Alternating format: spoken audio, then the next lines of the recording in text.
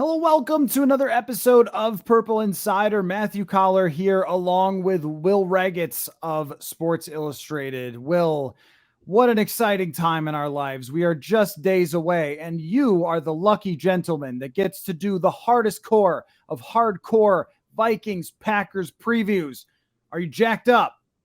Oh, I'm beyond jacked up. It's been a long grind from free agency, the draft, OTAs, training camp, and it all leads to the actual football games that we love covering and writing about and analyzing, and in this case, previewing with the Vikings taking on the Packers on Sunday. I think it's so fascinating because, like, for all we've talked about this Vikings team and everything that's going on, we don't really know what to expect, and I'm so curious to see what it actually looks like on Sunday. So yeah, I'm fired up. You want to reflect real quick? You want to think back on the days between? My gosh, is it a lot of days between? I mean, it is 9 months. How does that even work mathematically that it can go that long without an actual football game that matters? But it has for the Minnesota Vikings. I mean, we went through, let's see, Kirk is going to get traded rumors. Baker Mayfield thought he was getting traded for Kirk.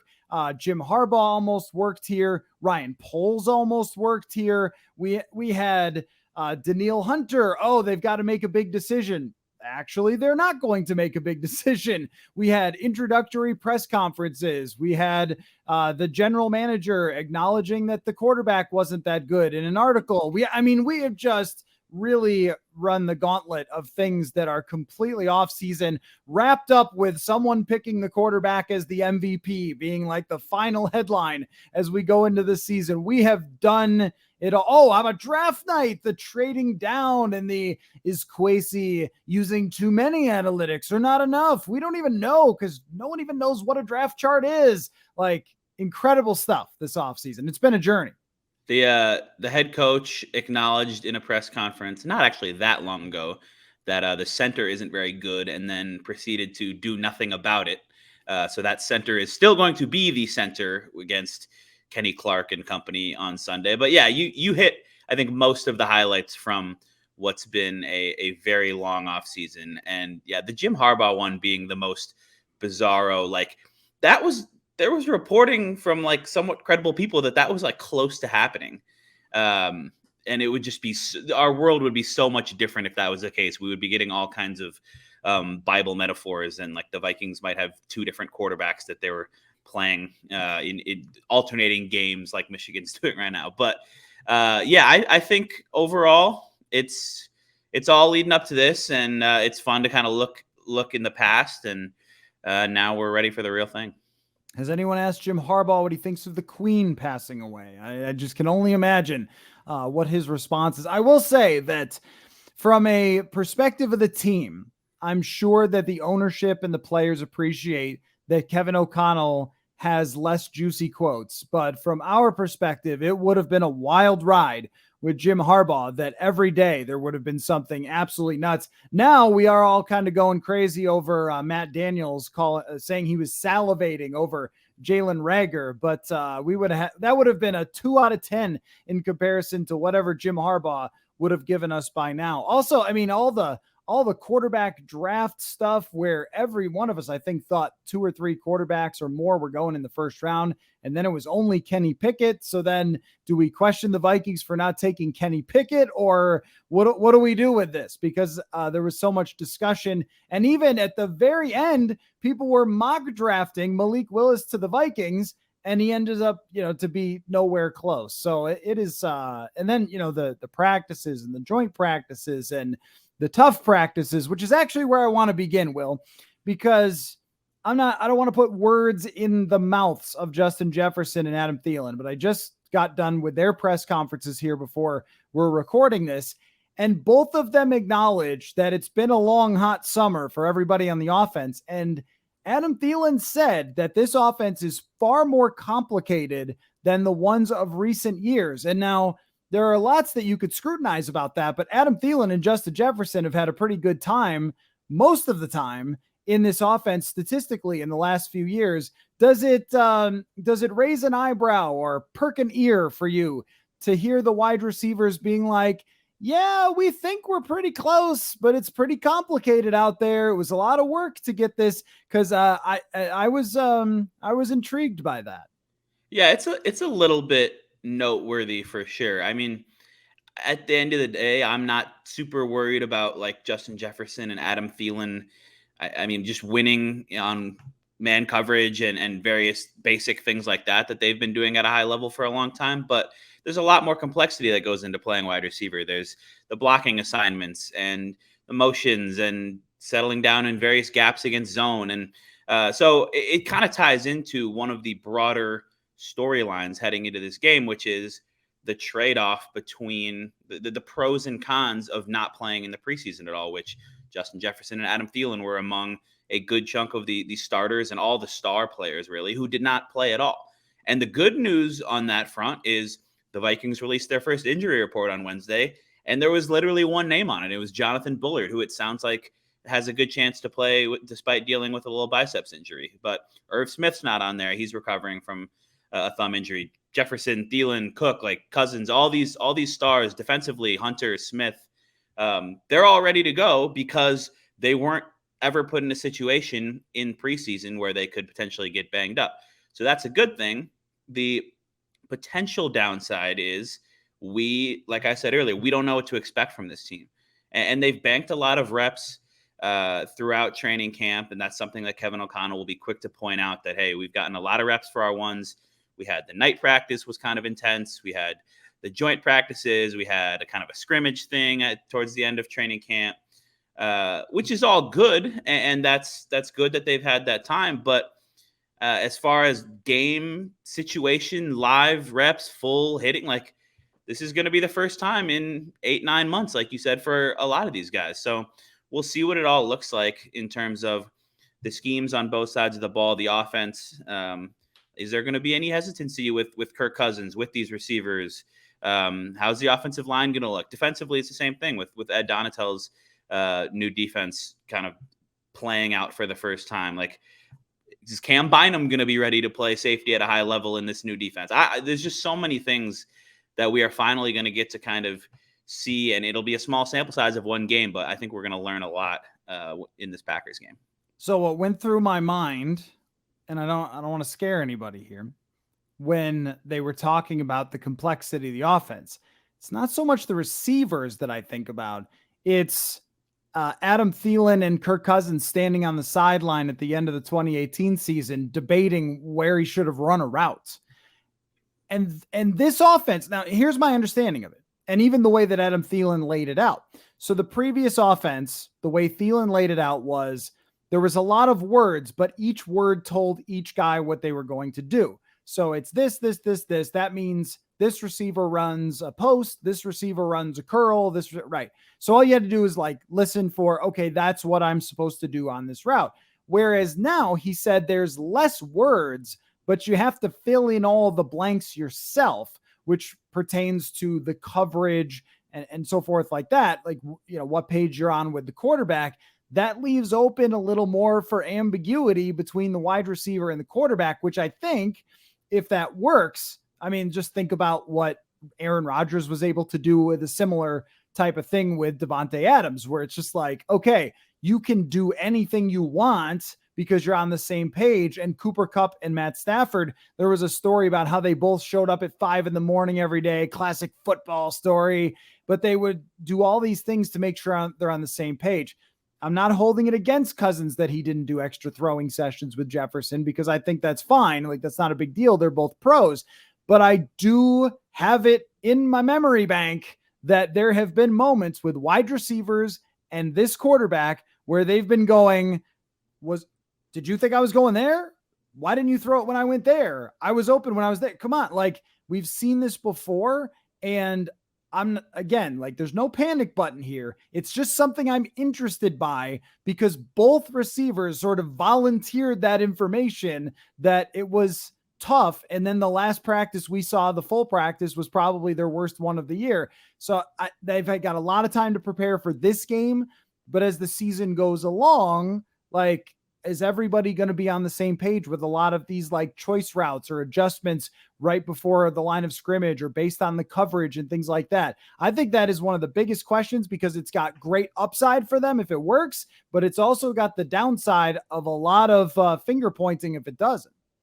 Yeah, if you start to see things that are just like a click off, and then you start to see conversations on the sideline, like it wouldn't be a shocking thing, like you're saying. There's the Thielen one. There was Jefferson, I think in 2020, it kind of went viral when he yelled like throw the whatever he said, Kirk. I don't think he said what a lot of people heard. I think he was talking about a certain kind of route, but yeah, there's a lot of nuance to the quarterback receiver connection, and it helps. I think that not only are the two receivers really good at what they do, but they've had some time on task is a good football term with Kirk Cousins, Thielen especially. It's been 4 years. Jefferson's been 2.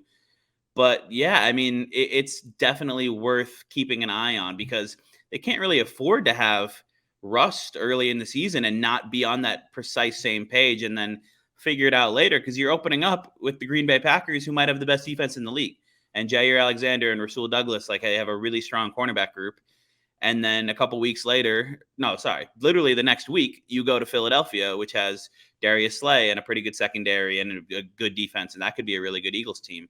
So, yeah, right out of the bat, we're going to see, like, are these guys on the same page? Is all of this kumbaya, Kirk Cousins is our guy stuff, is that going to work out? And is he going to play at a high level? And I wouldn't be surprised at all if it happens and this passing offense looks good and everyone starts to anoint O'Connell as the savior. But I also wouldn't be surprised at all if there are some growing pains early on and maybe it starts to get figured out more in like week 3 against the Lions.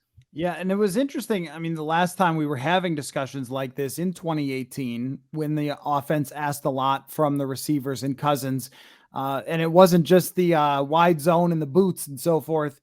I mean, it like started out well, and then it hit rough patches, and then it hit more rough patches, and it was like it wasn't like a linear thing. It wasn't like it started off hot and went cold, or it started off cold and got better. It was like the rocky moments were where they couldn't really recover. But then at the same time, Mike Zimmer didn't help that process at all. Whereas now you have a coaching staff that I think has a fallback option, which is to simplify for Kirk Cousins. You can like bring it back, but you can't add more, if that makes sense. So how they adapt through the season is going to be, I think, maybe a factor as well. Because even if you look at someone like Cliff Kingsbury, he comes out of the gate hot every year, and they're like, oh, Cliff Kingsbury's figured out how to coach.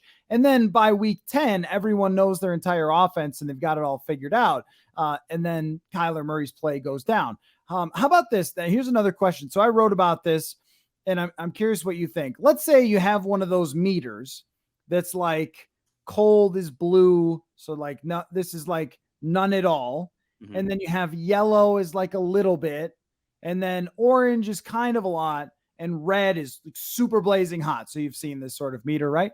They used to do it for terror levels. Luckily, we don't have that so much anymore. But when it comes to the level of aggressiveness of Kirk Cousins, I want you to give me what you think it should be, whether it's the blue, the yellow, the orange, or the red, and where you think it actually will be for how aggressive Kirk Cousins will be this year. Can I get like a green or a purple on the scale too? No, I think it should be orange at the very least, if not red, because I think you have Justin Jefferson and you have Adam Thielen and you have KJ Osborne and Irv Smith Jr. And like the best case scenario for this offense is that the running game sets things up well. And even if the running game is really good, it's not going to be a very like efficient thing when you look at EPA, expected points added. It's to help set up the explosives in the pass game. So I think it should be orange or maybe red. Do I think it will be? I'm not as confident in that because Kirk Cousins just is who he is. And he said this on Wednesday, like, I'm going to keep playing the position the same way I've always played it. And we've heard that from him over the years. And it's true. He's going to stick to kind of who he is. There's like the hope, I think, maybe that this new coaching staff can get him to loosen up a little bit and unlock some of that and read things a different way. And maybe instead of reading from the check down out to like read from read from the top down and kind of take those shots and make that be your primary read. So we'll see if that happens. The thing with Kirk is, like, I know a lot of people are all in on Kirk Cousins, and there was the whole, like, couple people at NFL Network picking him for MVP, and there is a situation in which he plays really well in this offense. But with Kirk Cousins, there are always going to be it's always going to be kind of a roller coaster. Like, we've seen it in his 4 years. There's going to be some stretches where he plays like an MVP candidate, like 3-4 games in a row, maybe. And then there's going to be stretches where it's just not working as well. And he's not looking like he's in a great rhythm, and he's maybe forcing some throws and checking down too much at the same time. Like, there's going to be things like that. The key for the Vikings is to minimize the poor stretches and to not have games like that 2019 game against the Chicago Bears at Soldier Field. That just always comes into my mind. I think that was the first road Vikings game I ever covered, and it was just a hilariously bad offensive performance. Like, you have to avoid things like that, to where if Kirk Cousins has a little bit of a down game, it's something that you can overcome with good defense and with running the ball and with still making a few nice plays, and then try to maximize the highs. So I think that having Kevin O'Connell as a coach who's going to have a much more open line of conversation with Kirk Cousins and who knows him really well and is just this bright offensive mind, like, I think that could really help the adjustment process over the course of the season. But you never know with Kirk Cousins. It's going to be up and down, and there's always a chance we start seeing people calling for Nick Mullins in, like, week 7. So I don't think that'll happen, but you never know. That's quite going to happen. They have really successfully avoided, during Kirk's era, ever having somebody for the fans to call for. They have gone out of their way to make that happen. Although, one common question was like, what are they going to spend the cap space on? But then when they cut all those guys and everything else, it's like, yeah, they don't actually have any of that. So we'll keep that in mind next year, that when Over the Cap says they have 10 million, if you have to cut guys that have a bunch of dead cap, you don't have 10 million. So it's it's something to keep in mind. But so I wrote some things about this, did a little research, and one of the things I came up with is that as far as aggressiveness being defined by throwing downfield, the Vikings were not massively different than the Los Angeles Rams. Like, in terms of their philosophy, Kirk Cousins actually threw into tighter coverage by NFL Next Gen stats more often than Matt Stafford did last year, which you would not have expected. And also, as far as like average depth of target, the Rams were 3rd, the Vikings were 11th. So it's not like it was 3rd versus 21st. It was like half a yard difference per air yard, which I found to be very interesting. But there's 2 areas where the Rams were very different in terms of aggressiveness than the Vikings. One is that Stafford was one of the top in the league at throwing past the sticks, whereas Kirk Cousins was 29th at throwing past the sticks. And the other one is that Stafford had one of the best big time throw rates, so like making spectacular passes, whereas Kirk was more mid-pack. And of course, Stafford threw more interceptable passes and turnover-worthy plays, where Kirk was really good in that area. So this push and pull, give and take, I feel like it has to be dead in the middle between yellow and orange, because if you go into the orange too far, he's going to throw picks, he's going to get strip sacked because he's going to wait with the ball longer. But if you go into the blue, which is kind of where they were early last season, you'd be like, wow, Kirk's not getting sacked at all, but also is averaging 6 yards a pass. So that it's like this really difficult thing to manage. And I think in a similar fashion that they've been saying, like, yeah, this offense was really tough to get down, that the answers to the aggressiveness is almost like we're like going after them when we're just asking like, oh, is this going to be a thing? And there's been a lot of like, well, I don't expect Kirk to take a step forward, and like, oh, you don't? Like, that's weird. And Kirk, like you said, saying, I'm going to play quarterback the way I've always played. Like, wait, what? Like, isn't it? But what do you got that guy then? It's just a little odd with some of the comments. Yeah. And I just saw a clip like pop up again on Twitter where some ESPN sideline reporter was asking him like, hey, we've gone from you being this check down quarterback to you throwing it deep downfield. Like, what does that say? And he got like kind of defensive. Like, if you know what you're talking about, if you watch my 7 years, like there's a lot of times the ball is going pretty far down the field, which I thought was interesting, but it's true. Like he has been a quarterback who has been willing to throw deep. And we've seen that in like, just watch Justin Jefferson highlights. Like there's a lot of times he'll put it up for him on those 30-yard like slot fades down the sideline and give him a chance to go make a play.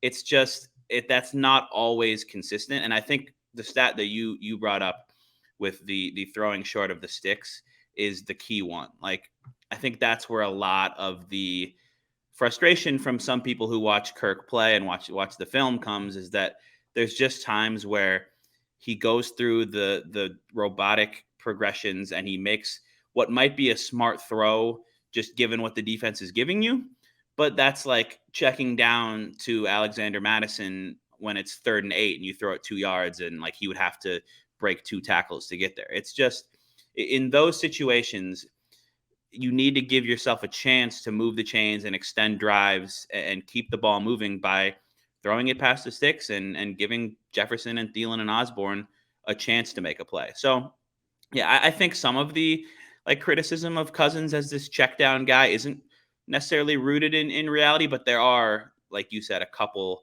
kind of key areas where that does stand out. Yeah, so he doesn't check down more than other people, but his check downs are surprisingly like less efficient than others, which is a weird thing. But like his EPA, expected points added, is negative. When normally check downs are kind of a break even proposition as on the average, and his are actually negative, which I think speaks to the third down stuff and everything else. If you don't, throw past the sticks and you check down, it really doesn't help you get closer to scoring if you gain 3 yards on 3rd and 8, like you said.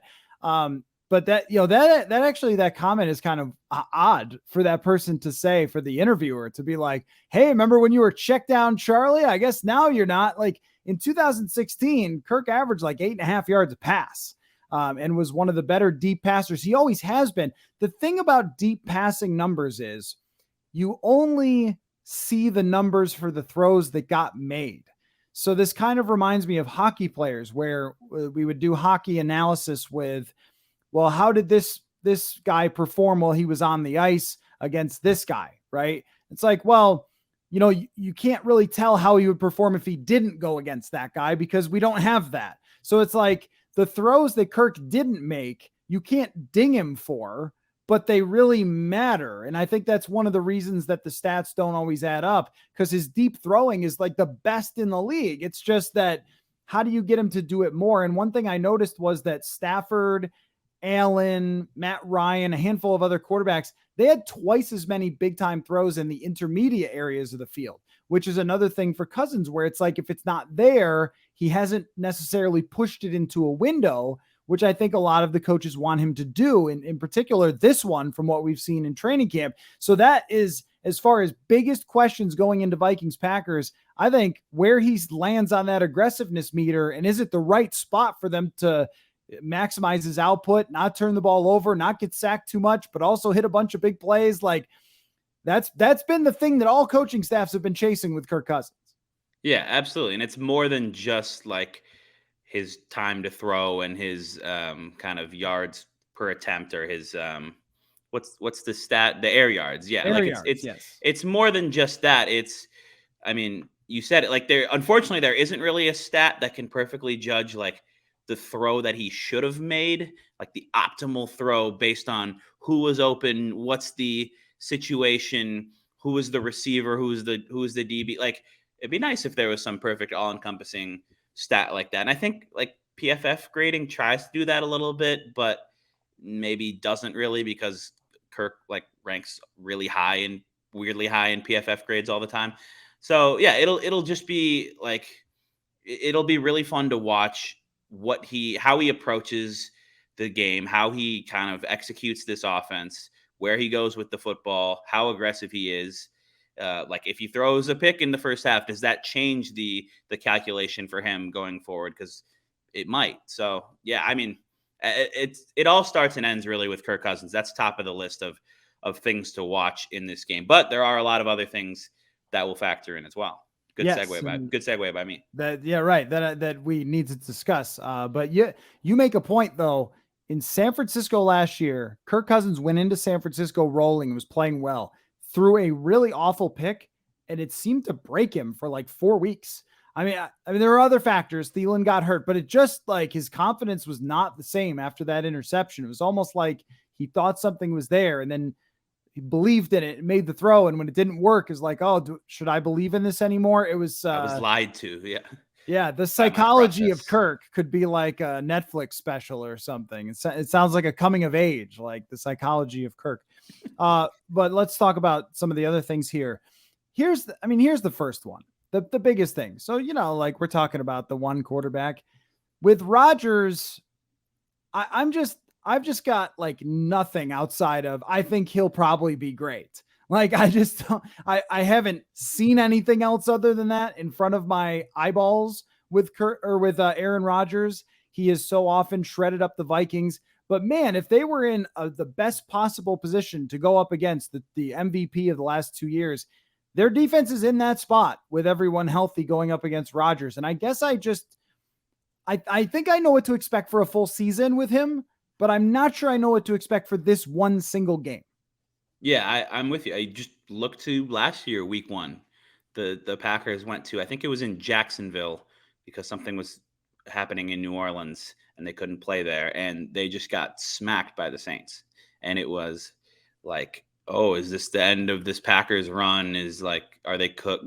They weren't. They won 13 games. It didn't end up mattering at all. But this seems like potentially, with all the Rodgers offseason drama and like going on his tropical vacations when he could have been throwing with Christian Watson and Alan Lazard, like it wouldn't shock me if we don't see like peak alien magic Rodgers in this game. He's going to be really good, and he's probably going to put the ball right where it needs to be put most of the time. But does he have the receivers to like finish the play and to make this offense hum? Because what he had with Davante Adams was, I think it's like you can look at the all-time list of like quarterback receiver duos and just their connection. Like it's hard to even explain just how they knew what each other wanted to do, where the ball needed to be, the raw ability, obviously, of on one end to put it in the right spot and on the other end to just always seemingly come down with it and get open.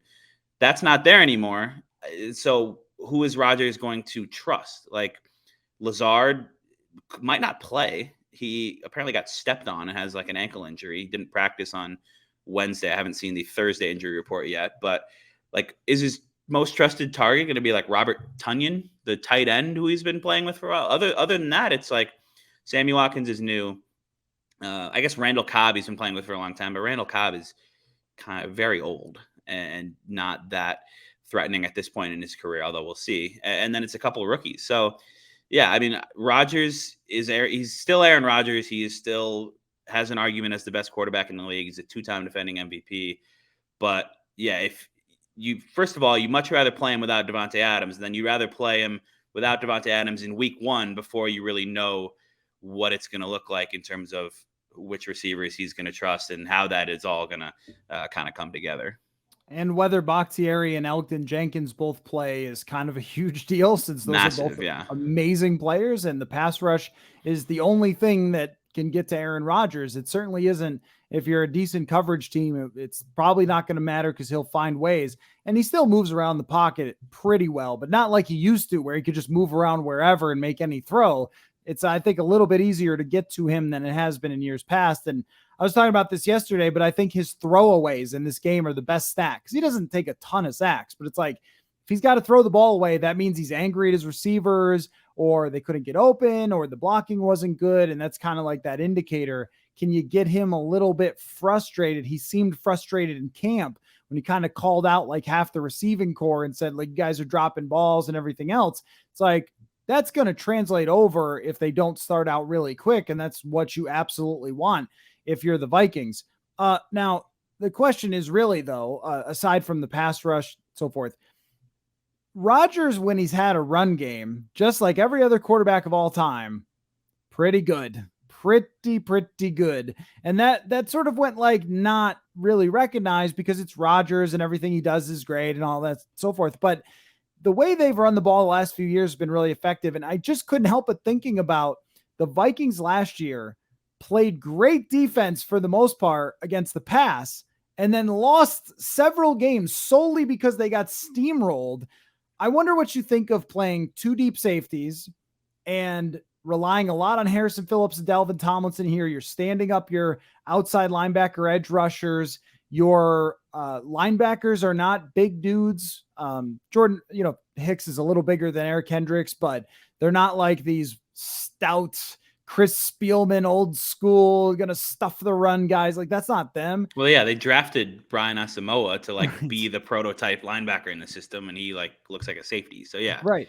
But this team can get run over. I think the defensive tackles are such a huge part of this game plan.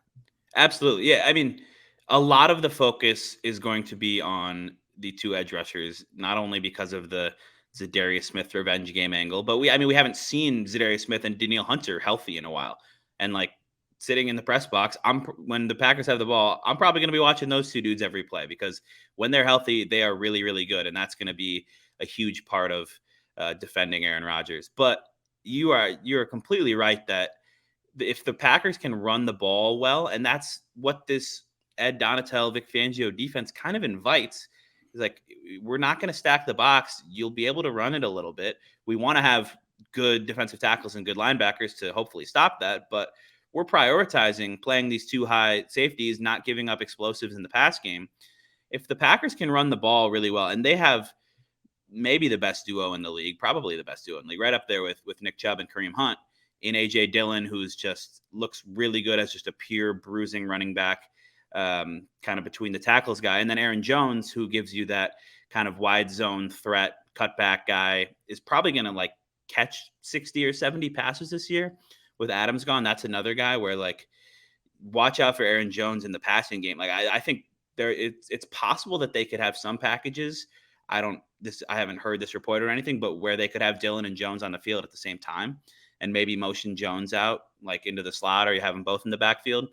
So if they can run the ball pretty consistently and get 4 or 5 yards a carry, that's going to keep them on schedule really well, which means Aaron Rodgers wouldn't have to light you up with 370 yards and 3 touchdowns for the Packers to win this game and to have a really productive day on offense. So Harrison Phillips, I think, is a huge, huge, huge kind of part of this game, and somebody to really keep an eye on to as much as possible with a nose tackle. And if he's able to successfully occupy those 2 blocks and defend multiple gaps and free up Hicks and Kendricks to make, and Dalvin Tomlinson too, of course, to free up Kendricks and Hicks to make plays, and for the Vikings to be able to get Rodgers and company in some clear and obvious passing situations, some 3rd and longs, get them off schedule a little bit, that's when Hunter and Smith can really go to work. So it all kind of works together in tandem. And if one thing isn't working as well, then the other thing won't work as well. And that's when it can start to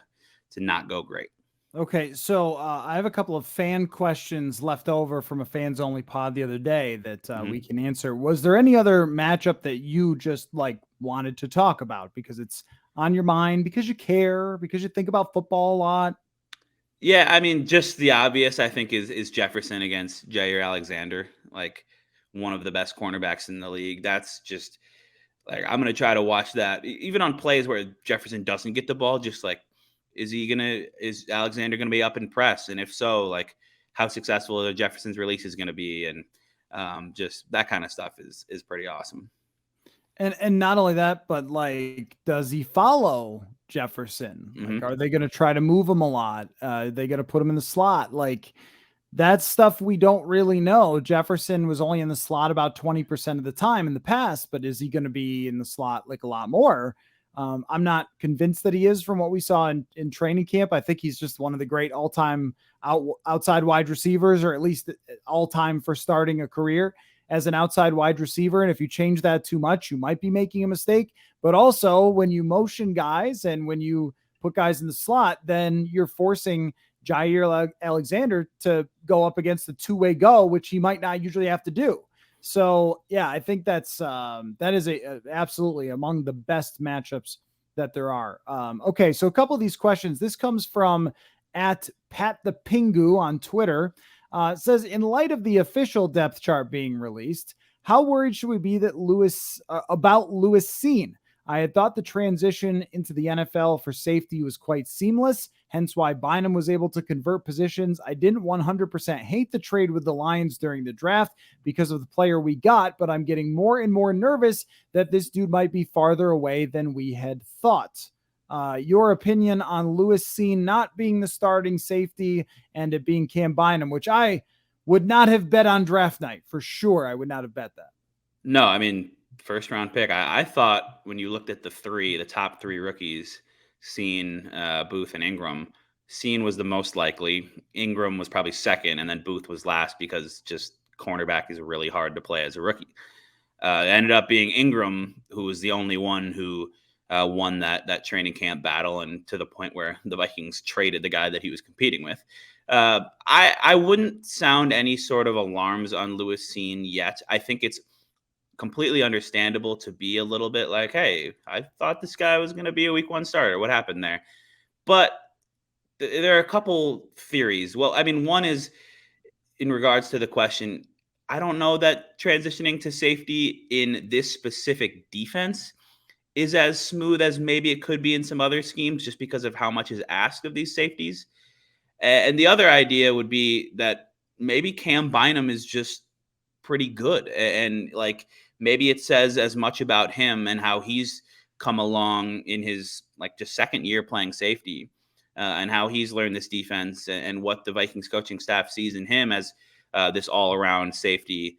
And maybe it says just as much about Bynum as it does about any potential shortcomings that Cine has had or any like kind of unexpected delays in his ability to pick everything up and really put it all on tape. So I wouldn't be too worried. I'm curious, like, do we see Lewis Cine in this game in any sort of sub package role or a third safety? Because we saw some of that during training camp where they would have all three on the field. Like, what does the personnel in the secondary look like when the Packers go 4 or 5 wide? I'm curious to see that, because also the Vikings have like one nickel cornerback on the entire active roster, and it's Shannon Sullivan, who is not somebody I'm super confident in. Like, I think the best case scenario is he's just fine.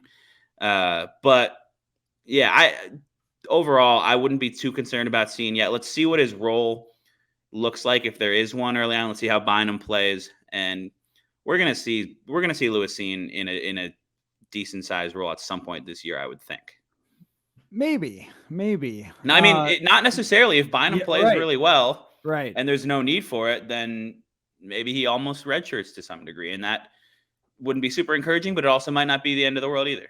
And the three safety thing, like, is it a myth? I mean, or is it a reality? Like, some teams have done this a bit, some more than others, but it's one of those things that it seems like everyone talks about. And we talked about it for a long time with Zimmer, who's like, yeah, we'd love to have this 3 safety package, but they never had either the person to do it, or he just couldn't stand Jaron Kearse. So they blew it up and decided not to. I think with Lewis Cine, nobody ever wants to be the person who says after the first year, or he doesn't start week 1, this guy's a bust, because there's so many examples. I mean, Justin Jefferson not starting week 1, Josh Allen not starting week 1, and Nate Peterman got the call. I mean, like, there's a lot of rookies who have not started right away. And I think you make a fair point about the safeties when it comes to, like, on the whole, they have adjusted well to the NFL, but this might ask for more. And it might be the fact that they set the bar higher than they expected with Cam Bynum, because, maybe he adapted really quickly and it kind of looked like he did during camp. All that being said, I would say that it's like an orange. It's an orange. It's like, as far as concerning goes, they draft you in the first round to play. They don't draft you in the first round to sit next to Cam Bynum. They draft you in the first round. That's fair. I'm not going to argue with that. You're right. Yeah. Coming off playing at Georgia, where they all talked about, oh yeah, he's going to adapt quickly and he needs to be ready right away. Like, all the things they said about him, there was no, hey guys, we love Cam Bynum, he's going to start, but we want this to be our long-term duo, so don't freak out. Like, they didn't forewarn when it came to that. And so I think that they fully expected him to just straight up win that job and us to go on with our lives. And that didn't happen. So I think that as this begins, no, I wouldn't say that it's code red, but it is code orange. The guy should be starting if he was ready to start. And if he had come from like Maine, Albany, then okay. Like, what was it? Kyle Duggar came from like, who cares university? It's like, that guy, fine. This guy came from Georgia. He should be Yeah. playing.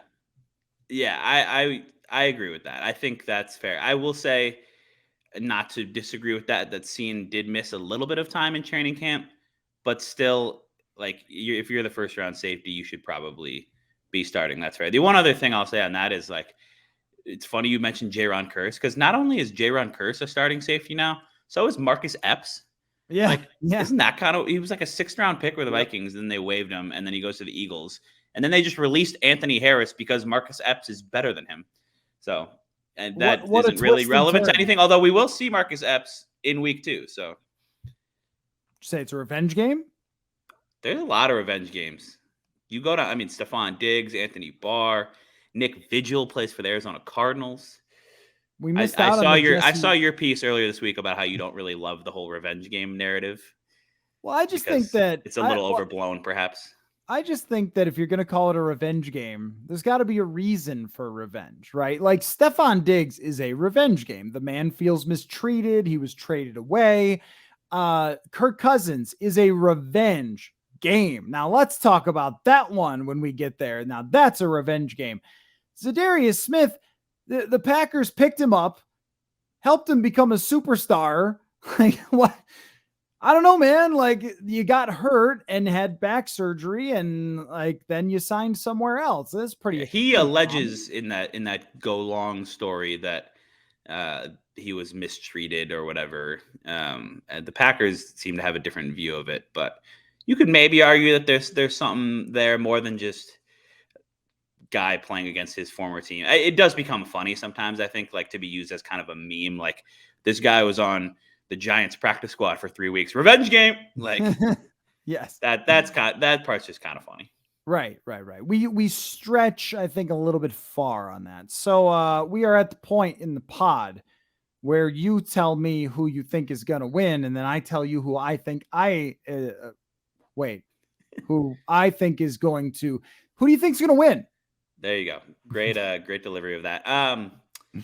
I think the Vikings are going to win, and I don't feel like super incredibly confident in it, but I don't know. Maybe I'm just sipping the Kool-Aid of having been around all these Kevin O'Connell press conferences. I just think, like, the Packers have the better quarterback, obviously, but I think the Vikings' advantage at wide receiver can help outweigh that a little bit. I think I think that energy and the atmosphere at US Bank Stadium could legitimately matter to some degree and mean something when it's third down and then that place is going crazy. And against Aaron Rodgers, maybe not as much, but I don't know. I just have a feeling that the Vikings are going to pull out a close one. Maybe Greg Joseph will get carried off on his teammates' shoulders again. Yeah, I think that every prediction that ever happens in the NFL is like, well, I think this was going to be a close one.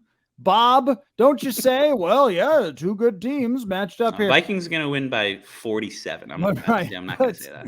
It's kind of like how they used to have all the ESPN people pick their team's record and it added up to like a 70% winning percentage. It's like, I don't think that's quite. But in this way, the Vikings and Packers in recent years, in the Mike Zimmer era, played a lot of very close games that came down to final drives and so forth. Last year, they certainly did in the game at US Bank Stadium. I think it's the same way here, and I give the slight edge to the Vikings because of that. Two teams making big adjustments in the offseason, Rodgers to his new receiving core, the Vikings to their new offense and defense. Slight edge to the Vikings, but I would go with them here and go with them to, cover and so forth.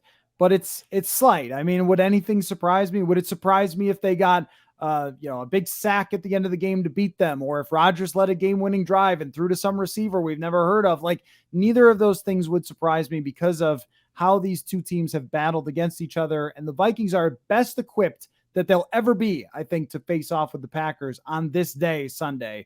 So we shall see. That's why they play the games, Will. I get the feeling that some people listening to this are not going to love that we both picked the Vikings just for the energy of it. But hey, debate. We'll find out on Sunday. I will say though, like, I would be more surprised by the Vikings winning in like blowout fashion, say like 14 points or more, than I would by the Packers doing that. Just because they have Aaron Rodgers. Like I'm picking the Vikings to win, but I can't really see a scenario in which they kill the Packers. Whereas I could sort of see a scenario in which the Packers win by 3 touchdowns and things just go really weird for the Vikings because their head coach has never been a head coach before. So, right. Because sometimes we'll see. Like even games that the Vikings have fallen down by a lot, usually they make it interesting in those games, or even like come back. Like they fell down in 2018. They were down in 2019 by 3 scores, like right away. And then just Broncos, or are you just talking about the Packers? Just the Packers in general. Okay. Like, and also, I mean, we've discovered this, that a team led by Kirk Cousins is never down by kind of too much to get close and still lose by 7. Like, it's never really over with him because he's very good at ripping apart defenses that are trying to kind of keep everything in front of them. So anyway, well, Will, great stuff as always. And congratulations to making it through the off season. You're going to continue to do your weekly appearance here. Very happy to be doing that with you each week. We're going to get together on Thursday and we will give the hardest core of hardcore breakdowns of the following week. And of course, the Vikings are going to screw with us Monday Night Football. They're going to have a London game, whatever else, but we'll be doing this, planning on doing it every Thursday. So thanks. We will not be doing it on Thursday of Thanksgiving because they will be playing that day. So we'll have to also adjust for that one. But yeah, this has been a lot of fun doing these weekly shows. And I'm just looking forward to having some football to talk about. Football. Thanks, Will.